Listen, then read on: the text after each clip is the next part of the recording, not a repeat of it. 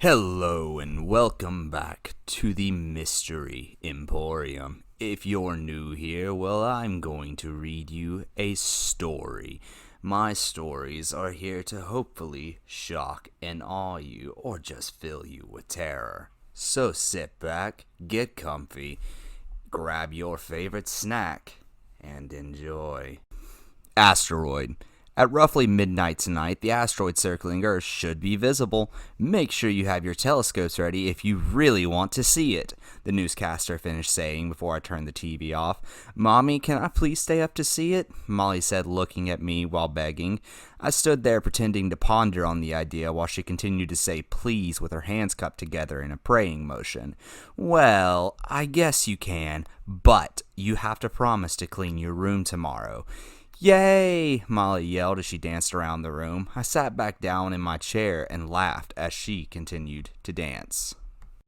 We sat outside on the back porch watching the night sky. Molly set up her telescope she got for Christmas the previous year and couldn't take her eye off of it. Did you adjust it to the correct settings, Molly? I said while trying to figure the manual out.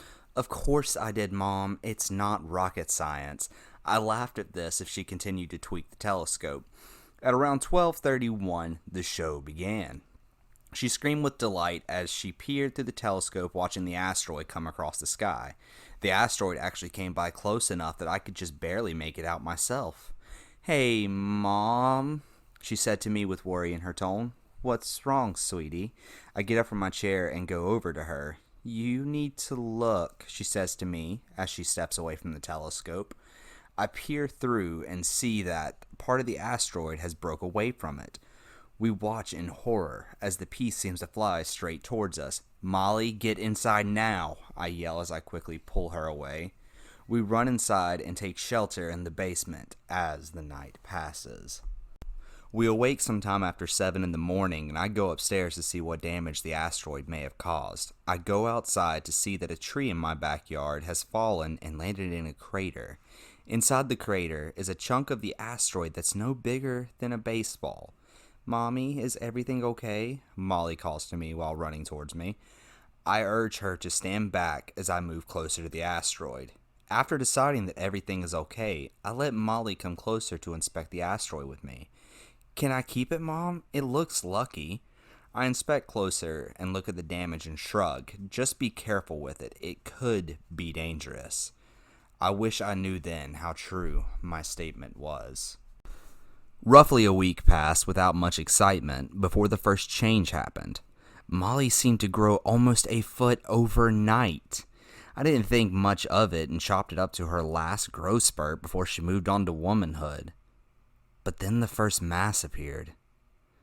It started out subtle as what looked to be acne on her face until it grew to the size of a ping pong ball over the course of the next week.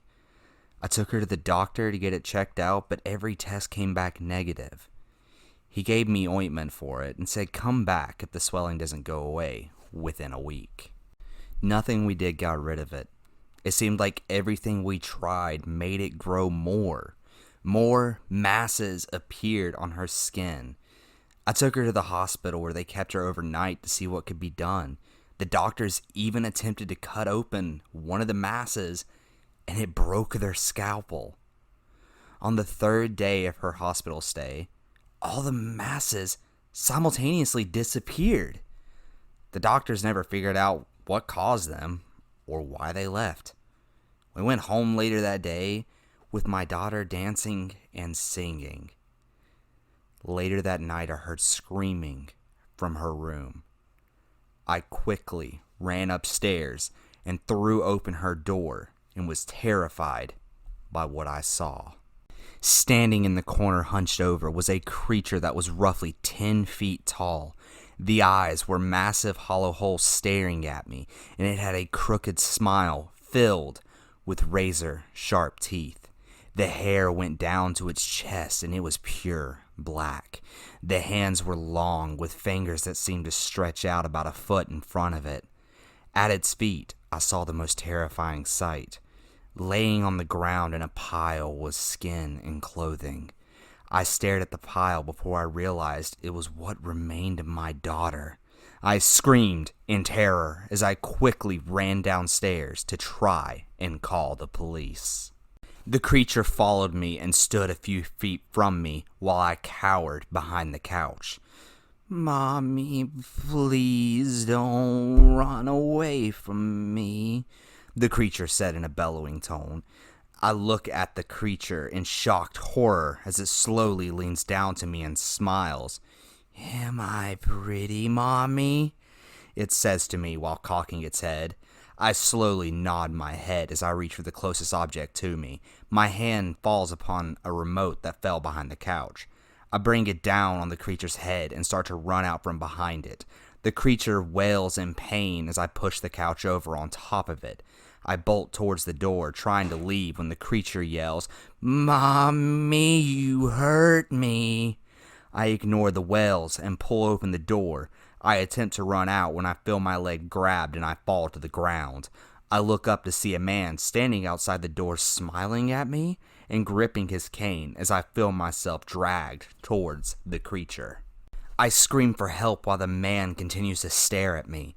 I feel teeth sinking into my leg and turn over to try and hit the creature off of me. "You'll never hurt me again, Mommy." In that instant, the creature jolts up to my face and everything fades to white. The man is standing there watching me as I continue to crunch on Mommy's bones. I never knew Mommy could be so tasty. I should have ate her sooner, I think to myself as I stare at him. "Can I eat you next, mister?" He smiles and points his cane at me. "No, sweet child, but I do want you to come with me. Where we are going, there'll be plenty of people for you to eat." He motions for me to follow him and hop in the back of a van. "I never got your name, mister." I stare at him blankly and he smiles again. I notice his teeth are covered in gold. "You can call me Mr. Krill." He motions for someone to come closer to him.